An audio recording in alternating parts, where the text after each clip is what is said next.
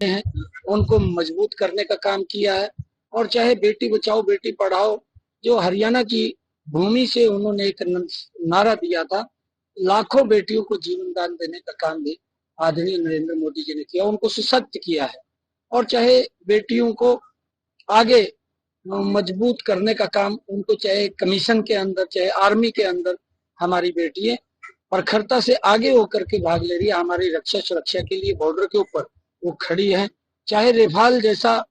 आधुनिक तकनीक से जहाज को उड़ाने का साहस भी इन 10 वर्षों के अंदर नरेंद्र मोदी जी के नेतृत्व में हमारी बेटी कर रही है। चाहे नमो ड्रोन दीदी के माध्यम से 15,000 नमो ड्रोन दीदी, उनको भी कौशल दे करके उनको आगे बढ़ाने का काम नरेंद्र मोदी की सरकार कर रही है। युवाओं को चाहे स्टार्टअप है चाहे स्टैंड अप है, इसके माध्यम से लगातार युवाओं को सशक्त करते हुए उनको पैरों पे खड़ा करने का काम ये नरेंद्र मोदी जी की सरकार इन 10 वर्षों के अंदर किया है। प्रधानमंत्री किसान सम्मान निधि के माध्यम से 6,000 रुपए किसान तक पहुंचाने का काम, उनको फसल बीमा योजना के माध्यम से सुरक्षित करने का काम, प्रधानमंत्री कृषि सिंचाई के माध्यम से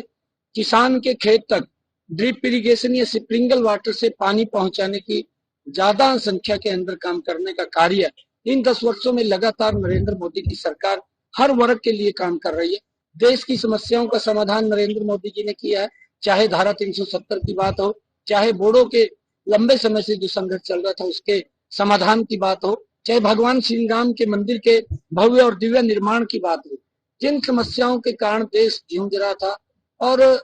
कांग्रेस या अन्य दल उन समस्याओं को समस्या बना करके वोट बटोरने का काम करते थे, परंतु नरेंद्र मोदी जी ने देश को समाधान की तरफ ले जा करके एक विकसित राष्ट्र की तरफ ले जाने का काम मजबूती से इन 10 वर्षों के अंदर नरेंद्र मोदी जी ने किया है। और इन्हीं बातों को लेकर के लोगों में एक बड़ा उत्साह जोश है कि नरेंद्र मोदी है जो देश को आगे बढ़ा सकता है, जो गरीबी के प्रति मजबूती से लड़ाई लड़ रहा है, जो गरीब की चिंता कर रहा है। कांग्रेस ने गरीबी के नारे तो दिए हैं पर गरीबी नहीं हटा पाई, और इसी कारण से